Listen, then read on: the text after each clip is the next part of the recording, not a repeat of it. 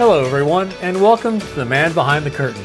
I'm Randy Young, the guy in the red shoes, and I've been in the video production business my entire career, and it's taken me around the world a few times. But more importantly, I've had the opportunity to work with some of the most creative people in television, and boy do they have stories to tell about the business and the people who make it happen. We've always been told, ignore the man behind the curtain, but you can talk to me. Okay, let's get started. I'm sitting here with a good friend. She's a show caller. She's probably the nicest person I know in the business. It's Kate Lopatowski. Hi, Kate. Hi, Randy. How are you? Good, thanks. Thanks for coming on. Thank you for having me. First question I like to ask anybody is, how did you get into this crazy business? Whew, how much time do you have? All right, so in a roundabout way, as most people seem to find their way here, I started out in news broadcasting, and I thought back Doing when... what in news? Well, I was on the production crew initially, and I worked at CLTV, a small station affiliated with the Chicago Tribune outside of Chicago. It was sort of like a local CNN, and this is, early 90s is when I started there. And they would do, 24-hour news cycles. We'd record certain broadcasts at 5, 7, 9, et cetera, and just kind of replay. So I started out there as an intern, and then they hired me after I graduated, and it was non-union. That was the beauty of it for me at the time, because you could do any number of jobs. I would floor direct, I'd run teleprompter, I would run RoboCam, audio.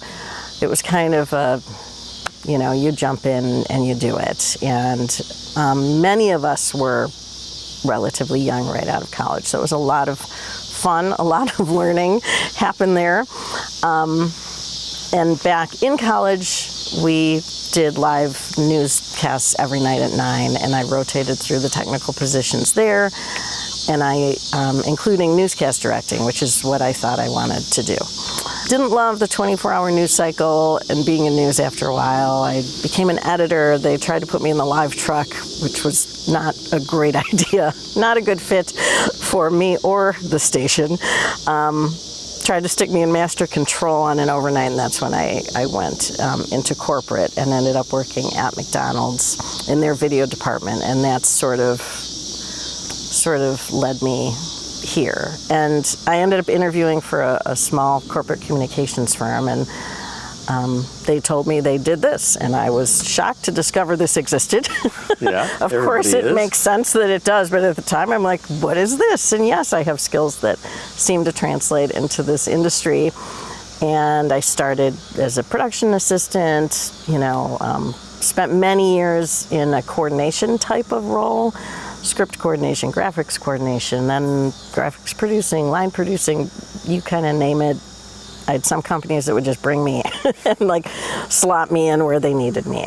But from the very first job, when I was trying to figure out who was doing what and how it all pieced together, I saw the show caller and thought, eventually I would love to do that job. And it took me a while, but in the meantime, I learned a lot, and I think the fact that I had all those other jobs for so long helped me to be a better show caller than I perhaps would have been had I just joined the industry and tried to get, right into it. It makes you understand what other people are doing and how they have to do it. And certainly, yeah, the time, the version control, the everything, yeah. Version control? Version.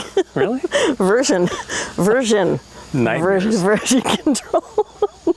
A lot of time dedicated to that, quite rightly. Did you find a lot of the skills you learned in the studio translate well to show calling? Yes, it helps that I studied radio and television production, so I know enough to be dangerous about the technical side of things, which I think helps me. I think it helps me understand and appreciate how that all fits together.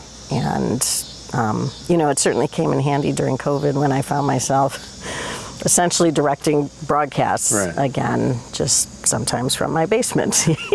We all did. I know, crazy, right? So that's sort of how I made my way here into the industry. But there are definite differences. between sitting in a control room or sitting behind the monitors and sitting in front of the house? If I was lucky, I was in a control room where at least you were interacting still with, you know, whoever was switching and the prompter and graphics and all of that, versus, you know, in my basement when I'm just alone. And but now you're out in front of, you're running the entire front of the house and calling all the cues, but they're different kind of cues and different kind of pacing. They are, and it did take some adjustment, and I definitely had to learn that process. And when I first started show calling in this industry, it was only because I was put in charge of a breakout room, and there wasn't the budget for a show caller. So I'd be producing it, and then I'd be calling the cues. And sometimes, as you know, these breakouts are like, you know, a general session just in a smaller room, and all the bells and whistles are still happening. And it was going okay. And I'd be real excited to do it. And when I walked out, I'd be like, whew, like I felt like we pulled it off, you know, like we did it, it went okay, but that was not my comfort zone. I wasn't happy with just pulling it off or having it be okay. So I reached out to a show caller, the legendary Dick Hammond, if you know him. He's a legend, and asked him if he wouldn't mind if I shadowed him on my dime. I'd go wherever he was, if it was all right with him and the production company and producers and everything. I'd love to just go sit with him, learn from him. I'd grab his coffee, I'd run some files, you know, as long as he would let me sort of in on his process. And I'm so thankful that he did. He didn't really hesitate. He said, yeah, come on, let me see what I can get you on. And within a few weeks, had me on a couple shows and took me through his process. And I was happy to see some things were similar, so I wasn't completely off base. But there were some gaps, some things where, certain circumstances where I wasn't sure what to do or what the best approach was. And I would ask him about it, and he'd share with me what he does in those situations. And so I kept a little notebook of Dick's gems, you know, every time he... What do you do when the curtain falls off the stage? Stuff like that. He'd just kind of, oh, and this, and I'd be like, thank you very much, and I'd write it down. And he was very gracious, very encouraging, and when he eventually retired, he recommended me to replace him on one of his shows, which happened twice a year, and I was so flattered and, you know, a bit intimidated to have those big shoes to fill. But, you know, I'm still doing it, so it worked out, and that was a tremendous gift. So I will be forever grateful to Dick Hammond for that. And also, I try to pay it forward. I've had people approach me, can you talk to me about show calling? You know, can you kind of take me through it? And 100% I will. I will sit down, I will have lunch with you, I will show you my script, I will talk you through how I do it, but I'm all about paying it forward. And also, most of the people that have approached me have been women, and I am all about like empowered women, empower women, you know, like, let's go, girls. Girl power, there you go. All right. Tell me about, I know you did a spin at Disney too. Oh my God. Yes, I did. Run me through a little bit of Disney. Gosh, okay, so I was on the Disney College program in the summer of '92. And basically, I'd always loved Disney, and I was a student at Northern Illinois, and they came to town and said, hey, if you'd like to work for Disney, we're conducting interviews. I blew off a French quiz to go to an interview. And, you know, I mean, there were over 200 people, like, you know, trying to get these jobs. And I just thought, well, that sounds like fun to spend a summer at Disney. And they offered me a lifeguarding position, which is what I had been doing for years, you know, at the local park district. And so I took that and ended up as a lifeguard at Typhoon Lagoon for the summer, and it was honestly the best summer ever.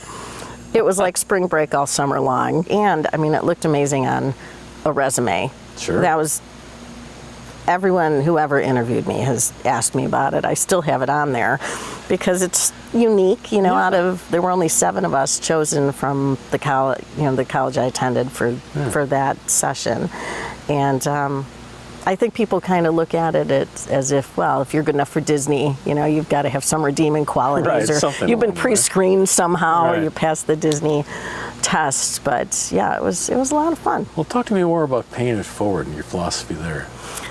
One of the things I like out of this podcast, I get a lot of feedback from people trying to get into the business, young people, and they kind of like that. So I'd like to promote getting people in this business, because when was the last time you worked with a 25-year-old? Or somebody new in this business? Yeah. There aren't a lot of people coming up, and we're getting to where we need people. Yeah. Recently, I've worked a couple jobs this year where the company that has hired me has had some younger people that, have been showing up, and they're in coordinator, those producing roles, and, quite talented, and it's exciting to see them. I haven't yet encountered any in the freelance realm. They all seem to be, attached to a business, but, I don't particularly I haven't ever thought of advertising. Come to me, Right, sure. I will teach you. It just sort of happens. Some people have said hey, I'm looking to get into it. Can you talk to me about it? And 100% I will, because I think some schools are starting to teach at least that this industry is an option for perhaps communications students or production students. But for the most part, nobody knows, and so everybody's just kind of finding their way here by knowing someone else who is in it. And so, and I think there are, classes you can take. I'm sure there are that exist that. There are some schools that have programs in it. Exactly. And not necessarily, but broadcast-related programs or theater programs or production-related programs. Right. So, I don't know. I'm just thinking, there are jobs for which I get a call and I can't do it. And I'm happy to recommend people. And to me, there's room for people. And like you said, when we retire, who wants to, step on up, right? Take Belly these up roles to the bar. after the show. Yes, that's the reward. We hope so. Yeah. So talk to me about the work that you do and your approach going forward. Somebody gives you a call, you're available. What do you do next? Well, I put those dates on hold, and I try to set up a call. And usually the producer is pretty proactive about getting a call started where if I haven't met them, we can meet and talk to each other, find out we're a good fit for each other. And otherwise, then I start trying to, information grab, find out everything I can about the program, the agenda at the very least. There's logistics. When can I book travel? When am I coming and going? And the information, depending on who you're working with, is comes in at different speeds depending on what's going on. Sometimes you show up, and once you get on site, they're like, okay, here's everything you need to know. Other times, a week or two out, you might get a run of show or be a part of a big phone call where everybody starts talking through, what's happening. But I try to, ideally before I'm on site, I try to have the run of show. I try to have some, a floor plan, some stage renderings, so I can start to formulate some presets, unless sometimes those are supplied. But very oftentimes I'm kind of figuring that out based on the run of show and the renderings, and okay, is there IMAG? Is there this? What are we looking at? A big wide screen, and go from there. And then once I get on site, really is, when you truly start to have an understanding of what's happening, when you're seeing the space in reality. You mentioned fit with producer. How much does that play into your either doing the job, not doing the job, or how do you manage it? Oh, wow. And I don't That's a mean great stage manager. question. I mean, how do you manage the process and the relationship? Right. Well, I prefer a super collaborative team. Producer, graphics, script, technical team. Like, I want everybody's input, not all at once, obviously. We're starting with plan A, but if plan A is going along and somebody says, hey, you know what, maybe we can do this, or it might be easier or cleaner to do this, heck yeah, let's do it. You know, let's try it out. You know, producers operate in very different ways. Some of them like to hand stuff to me and then, you know, kind of let me run with it. Sometimes that's a necessity because they have to go off and deal with something else. You know, sometimes they're just kind of like, okay, I'm good, you got this, and go. And they might interject if something doesn't seem to be matching their vision. So it really varies in terms of how different producers like to handle their shows. So I've learned to become very flexible. I can certainly take it and run with it. Absolutely comfortable doing that. You know, if the producer is happy with me making some of my own choices, but if they don't like it, I'm happy to redirect also. Well, there's always the question of differences, like you just described. You have version A idea, they have a version B idea. Some of it involves logistics, some of it involves creativity. How do you manage the differences there? When you say this, you say yin, they say yang. Is it always their way? Do you fight for ideas? On occasion, I will fight for ideas. Most of the time, things can be done a number of ways. And all of those right ways might be a right way to do it. And sometimes one of those ways might make things a bit more challenging, either technically or otherwise, and we might want to take that into consideration. So my inclination initially, my gut response is to, I usually try to say yes, can do. You know, let's give that a shot. Sure. And if it's not working out, you know, I will 100% speak up, or if I'm confident there's a way to do it better, I will certainly make my case for it. But in the end, you know, I like to try to execute the producer's vision or the creative director's vision, if at all possible.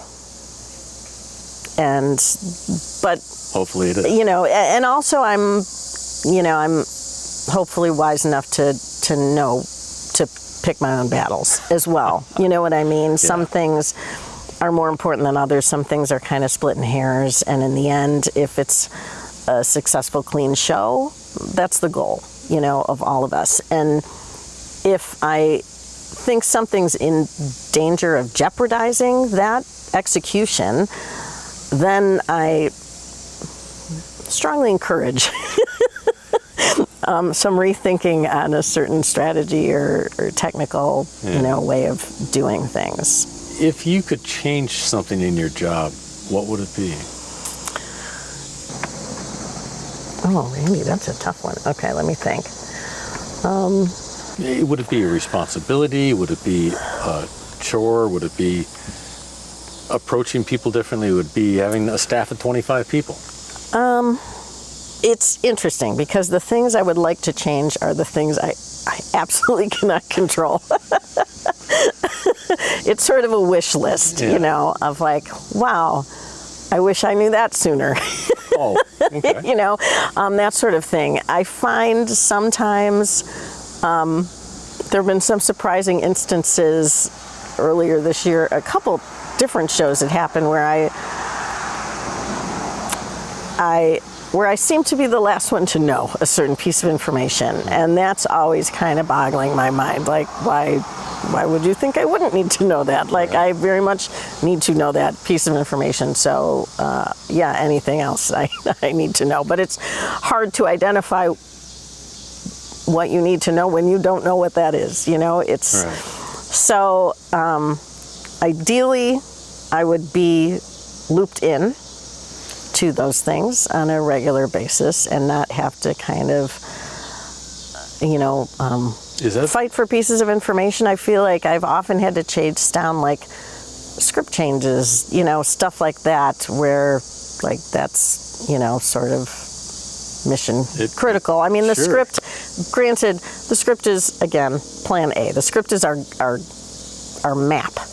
Are people going to go off script? Absolutely. Is somebody going to call for a video when you least expect it? 100% that's happening at some point. But at least with the script we're all, using the same map. So when that changes and we're not all informed, things can get a little squirrely or confusing. But What do you do when that happens? I improv. Let's say you're not in the midst of a show. Yeah. And you hear about changes, or you think changes are coming, or they make changes on you. How do you fold those in calmly and serenely to make it happen?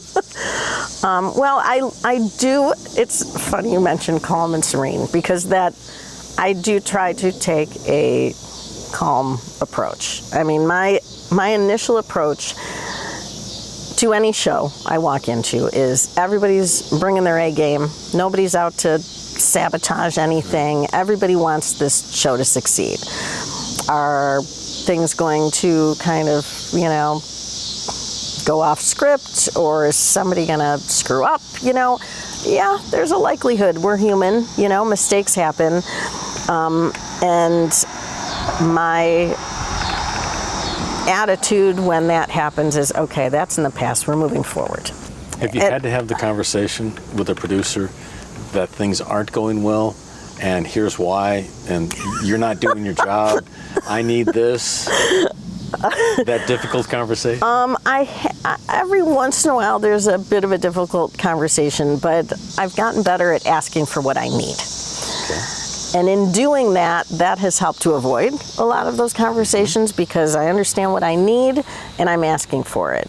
I understand when I ask for some things, not everything on my wish list might exist when I ask for it, but at least the seed has been planted, it's on someone's radar, that I'm looking for it and that I would like it eventually.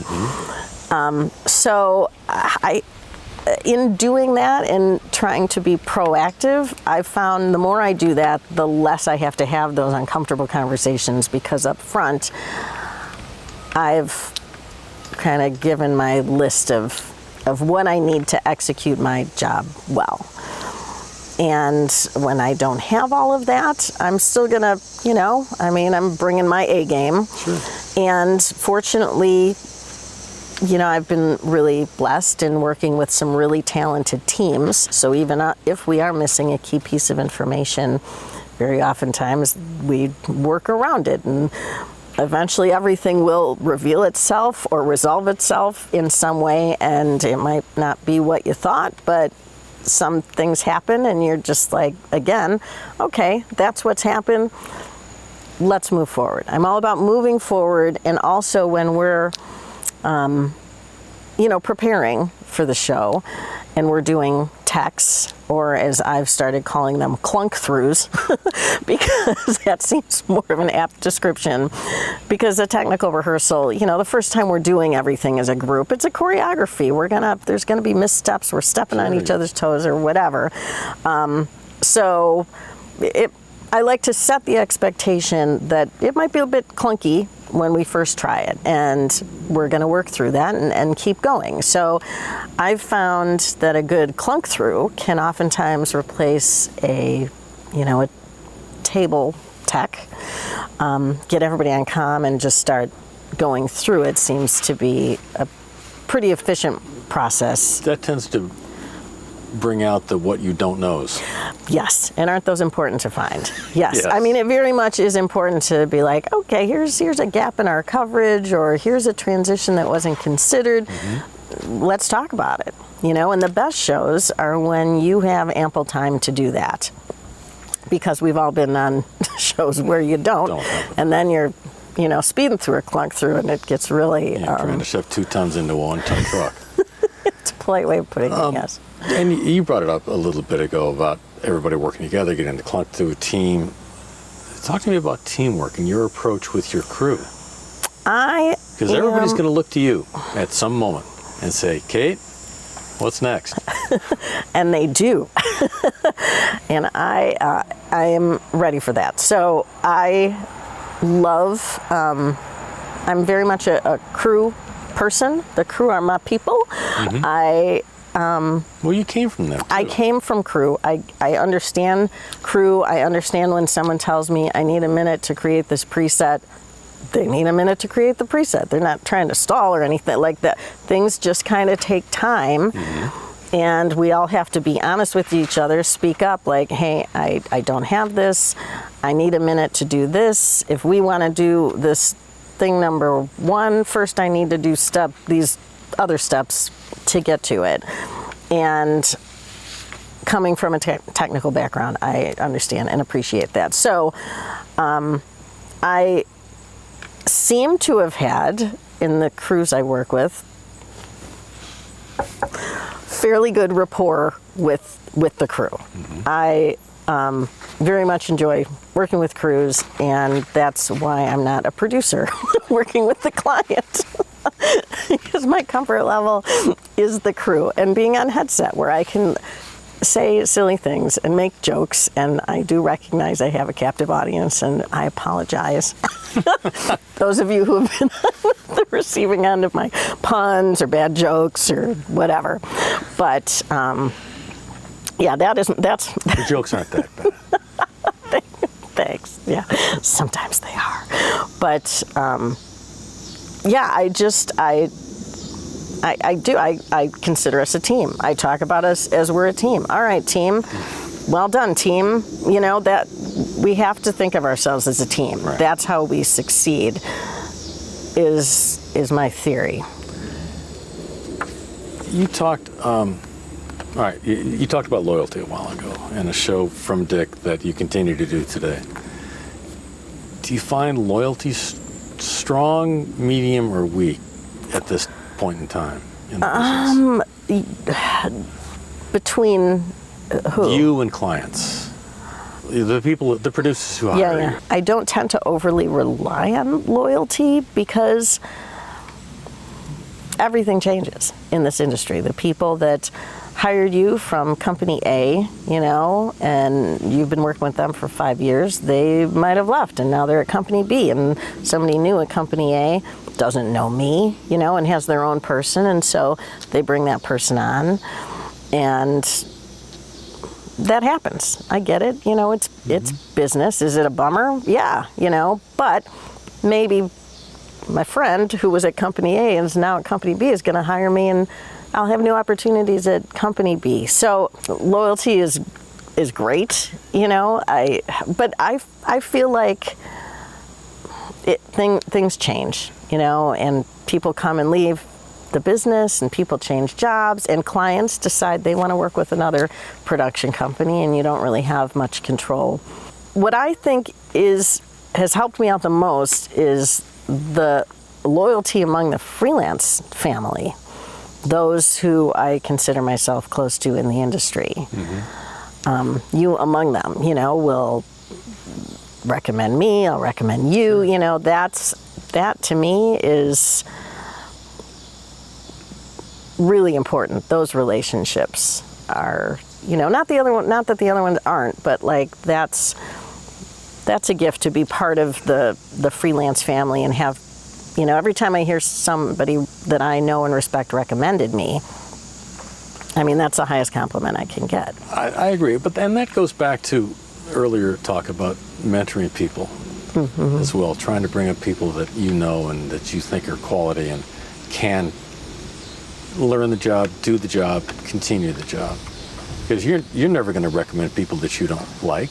Right. You're only going to recommend the people you know and love. You know what? That's 100% true. It's hard to predict when recommending people too that how any personalities are going to kind of gel. That's always a bit of a But gamble. You don't want to like when I say and love, you're only as good as your recommendation. 100%. And Yeah. you want to put people in there. If you can't do a job, you want to put somebody in there that will adequately represent your interest, your ability, your qualities. Yeah. Yeah. And if you don't, I've had the situation where I've recommended people and they just didn't get along with the producer or the stage manager or whatever. And boy, I hear about it afterwards. Why did you send me that guy? You know, that person. They couldn't find their left hand with their, both. So it's a scary situation to be there, and you have to know the people. In this industry, like, you can't be risk adverse. You really can't, you have to kind of put it out there, and sometimes you take a job and you think it's going to be one thing and you show up and it's something very different, and then you got to kind of roll with it. And you might think to yourself, okay, well, this is a one and done, like, all right, well, the good news is I don't have to take this job again because this didn't work out. Yeah, or I mean, that happens, and sometimes you kind of go in bracing yourself, and it's magnificent. It's fantastic, and wow, this was a great experience. So I think everybody in this industry just inherently has a bit of a sense of adventure, I guess, in order to just step out and put yourself out there and put your talents out there, and it takes. Do you consider yourself a creative show caller, stage manager, or are you a bus driver? You just call the cues and move on? It's a good question. How much creativity do you get to exercise? A surprising amount, I think. But a lot of it depends on if there's someone else in that creative seat. If there's a creative director, oftentimes, this is their vision. Your job is to execute it, or my job is to execute it. It's their vision. Some creative directors like to be collaborative and are happy to, take a suggestion. Hey, what if we did this, or this might work? Others are not about that. Their vision is their vision, and that's how they want it. And then you do kind of end up driving the bus to some extent. But doesn't it relate to, their vision may not time out right, and that entrance has to happen somewhere, or that piece of scenery has to fly in differently, or you want to wait a couple of beats to get some audience reaction before you run a video. Yeah. Or come back to the person talking after a video. Yeah. Well, and that's when it comes down to how is the relationship at the moment with you and the producer, you and the creative director? Is that a battle you want to fight for? Sometimes it's a battle you need to fight for, because technically, it's just not. It's not possible. Exactly. We need to find a plan B for that entrance, or that piece of scenery, or, that visual. So I think the key really is to be flexible. You got to kind of be nimble, you got to be flexible, you have to be ready to change paths fairly quickly, even outside of when you're in show, during tech, just to kind of keep things moving along. You can't stall too long. But I think back, how sometimes something happens in your life and you find yourself thinking about it like decades later. Oh, yeah. And I remember when I was looking at university. So I'm a, high school Katie, as I went by in high school. And I considered going to Ball State University. And so I took a tour out there with my folks, and I met with the dean of the communications department. And he sat me down and really just had one question for me. And he said, are you a chief or are you an Indian? Native American, as hopefully he would say now. And but that was the question. Are you a chief or are you an Indian? Mm-hmm. And I didn't really have an answer. And I think I stammered out after a while, chief, which does not give chief vibes. Right.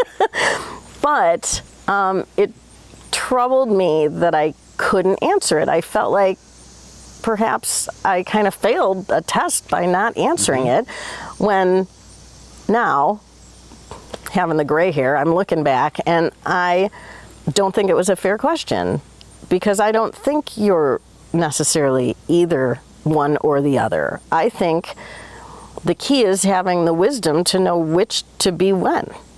You know, is this the time where I assert some leadership because it's needed? You know, is this the time where, all right, somebody else clearly has the reins, this is my role, I'm a teammate, you know, I'm not a leader in this position. And I often think back on that and how throughout my life I've done what seemed right in the moment.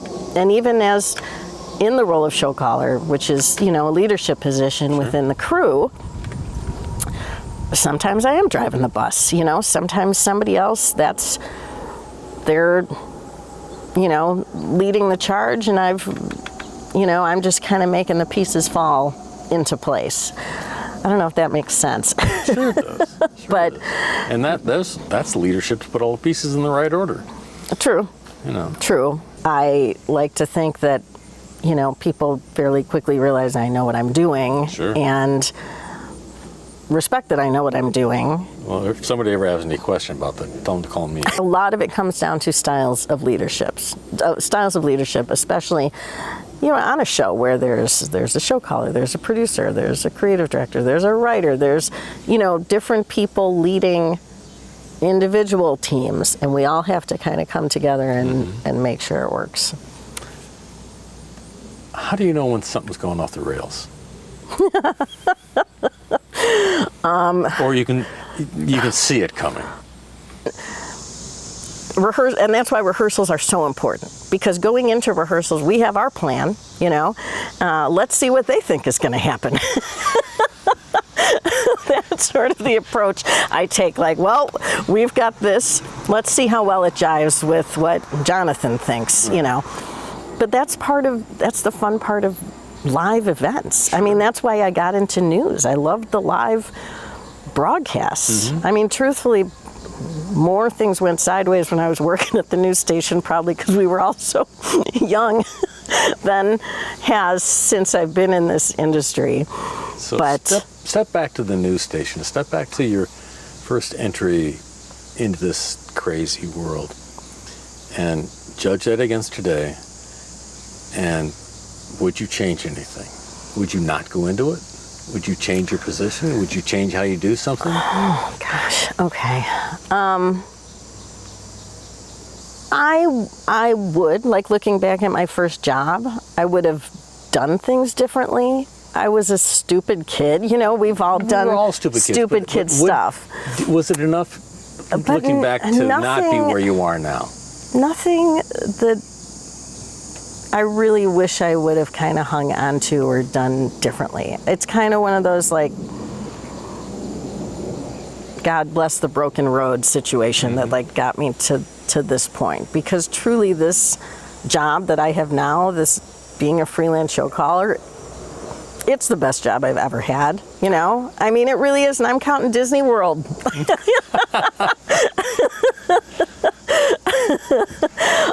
No, it truly is. I absolutely love this job. Even when you're having those hard days, I love it. I love the industry. I love being a part of the crew. I love being able to execute these phenomenal programs. I love the relationships and the friendships, and being able to collaborate with some truly brilliant people. It's just, I don't know if I'd really change much. I guess that makes me really lucky. Well, I think you are well spoken about it. I think you're very smart about it. I think you're very good at it. I think it's paid you very well going forward. Now, I don't mean financially, just paid off very well for your soul, for what you do and how you do it in your experience. And I think you're very good. Now, I have to ask you one more thing. I need you to say goodbye. Hey, everybody. Time to go. See you next time. Bye-bye.